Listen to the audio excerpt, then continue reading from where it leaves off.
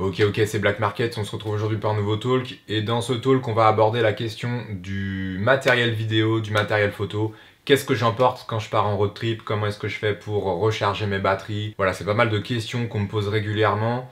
Du coup, on va essayer de répondre à tout ça dans cette vidéo. Donc, tu connais, un petit café, petit jus d'orange, tu t'installes tranquillement, c'est parti.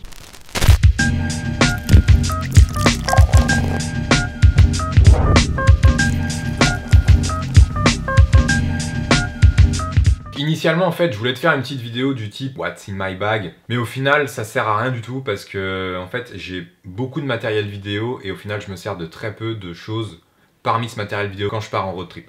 Donc, il faut savoir que le sujet du matériel vidéo, le sujet des équipements, des choses comme ça, c'est quelque chose qui est très problématique chez beaucoup de gens. C'est-à-dire que c'est presque une drogue, dans le sens où il y a tellement de matériel qui sort, tellement souvent, les technologies avancent tellement rapidement qu'on est tout le temps en train de sortir des nouveaux objectifs, des nouvelles caméras, des nouveaux boîtiers, des nouveaux micros, des nouveaux trépieds encore plus légers avec des sacs qui te permettent de faire ceci, cela.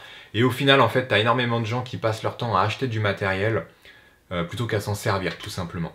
Et le problème dans tout ça, c'est qu'on s'y perd, c'est-à-dire que on cherche toujours à vouloir avoir le dernier truc, le dernier gadget, le dernier cri en pensant que ça va améliorer notre qualité de vidéo, améliorer notre manière de travailler, alors qu'en fait, au final, on se rend compte que pas vraiment, voire même pas du tout. C'est absolument pas une critique par rapport aux gens qui font ça. Je me suis déjà retrouvé à devoir acheter du matériel où je savais même pas si j'allais en avoir besoin, mais il y avait cette pulsion, ce truc qui faisait que vas-y, il fallait quand même que je l'achète, même si j'étais pas sûr d'en avoir besoin. Dans le doute, on le prend, on verra bien. Je vais plutôt te présenter le matériel que j'emmène en road trip, te donner les références, te donner tout ça, t'expliquer pourquoi est-ce que j'emmène ce matériel, à quoi il me sert, dans quelle situation, et tu vas te rendre compte qu'au final, pour monter les vidéos que tu as l'habitude de voir sur ma chaîne, j'ai pas tant de matériel que ça, j'ai pas tant d'accessoires que ça, et qu'avec le peu que j'ai, et un petit peu d'idées et de créativité, t'arrives à beaucoup de choses au final. On va commencer directement par la catégorie caméra et objectif. Quand je pars en road trip, il faut savoir que j'emmène 2 GoPro, un boîtier GH4 de chez Panasonic et un objectif, un Tamron 24-70 mm et parfois un Tokina 11-16 mm, mais ça reste rare. En plus de ça, je vais emmener mon téléphone portable et c'est tout. Concernant les GoPro, donc les GoPro que j'ai, c'est des GoPro 4 Black Edition. C'est des GoPro qui ont un certain nombre d'années maintenant. C'est des caméras qui fonctionnent très bien, qui sont simples d'utilisation, qui ont une très bonne qualité d'image. La qualité d'image chez GoPro n'a pas forcément évolué depuis cette caméra-là. Je t'invite à regarder la vidéo que j'ai faite sur ces GoPro-là justement pour pouvoir comprendre un peu plus en détail ce que je suis en train de t'expliquer. Mais voilà, c'est des caméras qui répondent parfaitement à ce dont j'ai besoin. Donc elles sont pas stabilisées, elles n'ont pas le contrôle vocal et tout. Mais ça, je m'en fous complètement. Moi, tout ce que je veux, c'est une GoPro qui m'apporte une bonne qualité d'image, qui fonctionne bien et qui est facile d'utilisation. Pour que tu puisses te rendre compte, hein, toutes les vidéos que tu vois sur ma chaîne, absolument toutes, sont filmées avec les GoPro 4. Donc voilà, c'est aussi simple que ça. Tous les plans d'embarquer en moto, certains plans paysage, même certains plans au drone, en tout cas pour les anciennes vidéos, ça a été filmé avec une GoPro 4. Donc pourquoi est-ce que j'emmène 2 GoPro 4 ?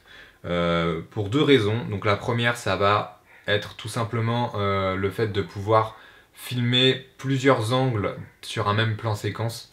Donc par exemple, je suis sur ma moto, j'ai une GoPro qui est toujours fixée sur mon casque et je peux avoir la possibilité de mettre une GoPro soit à l'arrière pour filmer les gars qui sont derrière ou alors sur une autre position sur ma moto pour pouvoir filmer un plan différent d'une même séquence. La deuxième raison qui fait que j'emmène toujours avec moi 2 GoPro, ça va être en cas de problème par rapport à une GoPro. Donc on peut être sujet à tout un tas de trucs, dont des chutes, les intempéries, et même si tu fais attention à ton matériel, t'es pas à l'abri d'avoir une panne par rapport à une de ces caméras là. Donc j'ai 2 GoPro, c'est pour ça en fait, c'est tout simplement au cas où si j'ai une des 2 GoPro qui tombe en panne, je sais que j'ai toujours la deuxième pour pouvoir continuer de filmer mon trip sans me mettre de pression. Donc deuxième caméra que j'utilise quand je pars en road trip, c'est mon GH4. C'est une caméra qui filme en 4K, 30 fps, qui a une très bonne qualité d'image. Donc par contre c'est un capteur micro 4 tiers, donc c'est un petit capteur, mais ça a ses avantages et ses inconvénients en fait. Donc certains te diront que le micro 4 tiers c'est un inconvénient, tu peux pas faire de photos de paysage, tu peux pas faire ci, tu peux pas faire ça. C'est un vaste sujet, c'est comme les motos, c'est comme tout.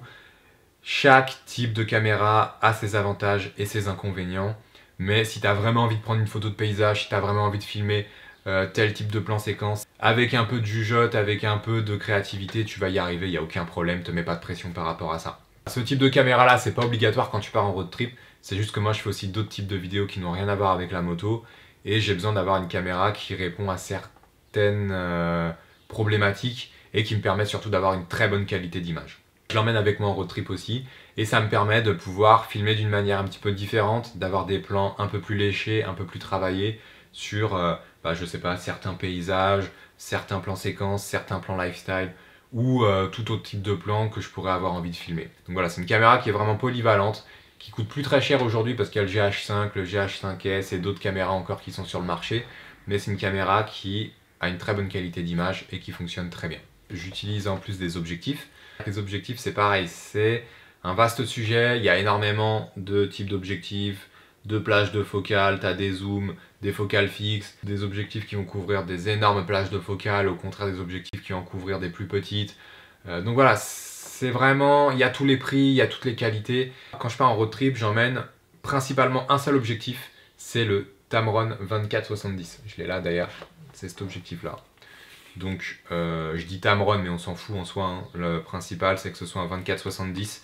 Moi j'ai un Tamron parce qu'en fait il coûte 2 fois moins cher qu'un Canon et est tout aussi bon que le Canon. Donc voilà pourquoi est-ce que j'ai celui-là. C'est une version 1, donc il y a la version 2 maintenant.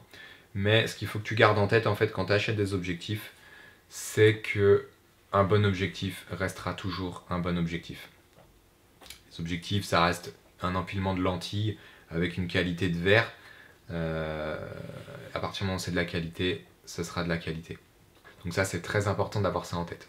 On y revient un petit peu en fin de vidéo, en conclusion, mais voilà, je tenais à le préciser.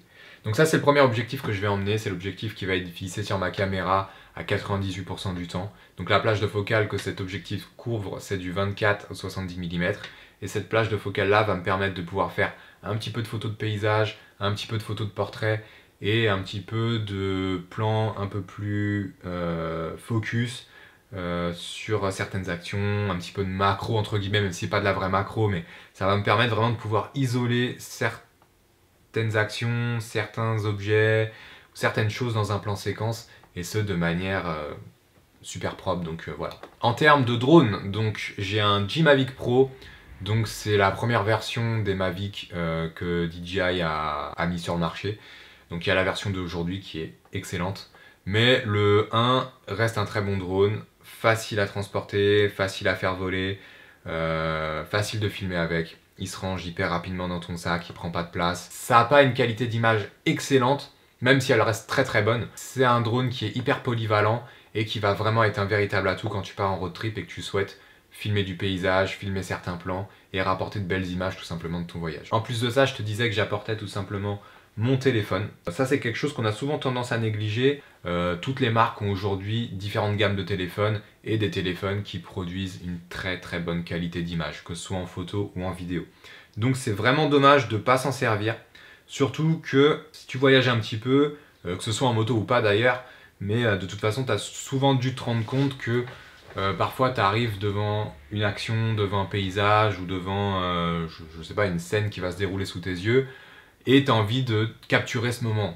Des fois, tu n'as pas forcément le temps de sortir ta caméra, visser ton objectif, allumer ta caméra, configurer ta caméra pour avoir vraiment une image nickel et filmer ou photographier ce que tu souhaites capturer.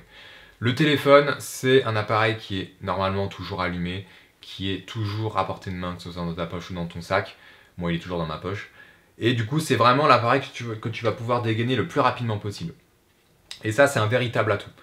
Ça va te permettre de pouvoir filmer directement en vidéo un plan séquence, photographier directement un paysage avec un coucher de soleil, une certaine lumière à un moment donné, que tu ne pourrais pas faire si tu devais préparer ta caméra ou changer la batterie de ta GoPro ou ceci, cela.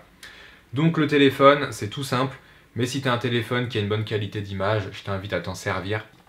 C'est ce que je dis toujours avec des gens avec qui je parle de photos, de vidéos, mais des fois, vaut mieux avoir un plan séquence ou une photo d'une qualité un petit peu moins bonne de ce que tu pourrais avoir avec un appareil, mais au moins tu as ton plan qui a été pris vraiment au moment où tu le voulais, avec la lumière que tu voulais ou avec la scène que tu voulais. On va maintenant aborder un deuxième thème qui, je pense, t'intéresse, puisque j'ai beaucoup de questions à propos de ça. C'est comment est-ce que je fais pour recharger mes batteries quand je suis en road trip. La recharge des batteries en road trip, en fait, c'est tout simple. La problématique qui se pose dans mes road trips, c'est que souvent, en fait, on est en camping ou en camping sauvage. Pas forcément tout le temps, mais il y a au moins toujours 1 ou 2 jours où on va être amené à ne pas être connecté directement à la civilisation et de ne pas avoir de prise de courant et de choses comme ça pour pouvoir recharger les appareils. Du coup, en fait, ce que j'utilise, c'est tout simple, ce sont des batteries externes. C'est des batteries externes comme ça, avec des ports USB. Donc c'est des batteries qui font 20 000 mAh, et ça va me permettre de recharger un certain nombre de fois mes batteries GoPro. Donc j'en ai plusieurs, je crois que j'en ai 3. Et ces batteries-là vont me permettre de recharger mon téléphone, mes batteries GoPro. Donc ces batteries-là mettent du temps à se charger, ça met au moins 5 ou 6 heures. Mais une fois qu'elles sont chargées, tu peux t'en servir pendant des jours et des jours et des jours et elles se déchargent pas. Donc tant que tu charges rien avec, la batterie ne se décharge pas. Donc ça c'est un bête de point aussi. Donc tout simplement, je viens brancher à l'aide de port USB mes chargeurs de batterie GoPro, je branche mes batteries dessus et ça se recharge tout seul. On va maintenant passer à la dernière partie, et cette dernière partie ça va être en fait quelques conseils supplémentaires que je vais te donner. Et en fait ces petits conseils, donc t'en fais ce que tu veux, hein, c'est pas du tout des conseils à absolument suivre. Mais disons que c'est un peu un retour d'expérience par rapport à tous les voyages que j'ai pu faire, toutes les galères que j'ai pu avoir, et ma vision du truc un petit peu. Une très bonne caméra restera toujours une très bonne caméra pour filmer, que ce soit des GoPro ou des caméras comme ça. De très bons objectifs resteront toujours de très bons objectifs. Et des bons drones resteront toujours des bons drones. Voilà, c'est vraiment un truc, il faut que tu aies ça en tête. C'est pas parce qu'il y a du nouveau matériel qui sort que ton matériel est flingué et ne te permettra pas de créer du bon contenu. Tout ce que tu achètes qui est de bonne qualité restera toujours de bonne qualité. C'est pour ça que je dis toujours aux gens, quand on me pose des questions sur ouais, quelle caméra acheter, quel objectif acheter, économise, achète quelque chose de bonne qualité et garde ce que tu as. Ne change pas ce que tu as, sauf si vraiment tu vois un réel besoin ou une envie particulière évidemment, mais s'il y a vraiment un réel besoin, ok, upgrade ton matériel, mais si c'est pas le cas, ne le fais pas. Tu gâcheras tes sous, tu seras pas forcément plus productif et ta vidéo ne sera pas meilleure. Ce qu'il faut comprendre, c'est qu'une bonne vidéo ne résulte pas du tout dans la qualité qu'elle a en termes d'image. Mais une bonne vidéo filmée en 1080p, même si t'as pas un rendu parfait, même si t'as pas un flou parfait, si t'as pas un jeu de couleurs parfait, ça restera du contenu de bonne qualité et ça te permettra de partager avec les gens avec qui tu as envie de partager du contenu de qualité. Donc vraiment, aie ça en tête. Achète de façon intelligente et achète en fonction de ton besoin. Voilà. Ne t'encombre pas avec trop de matériel, que ce soit vidéo, photo ou accessoires.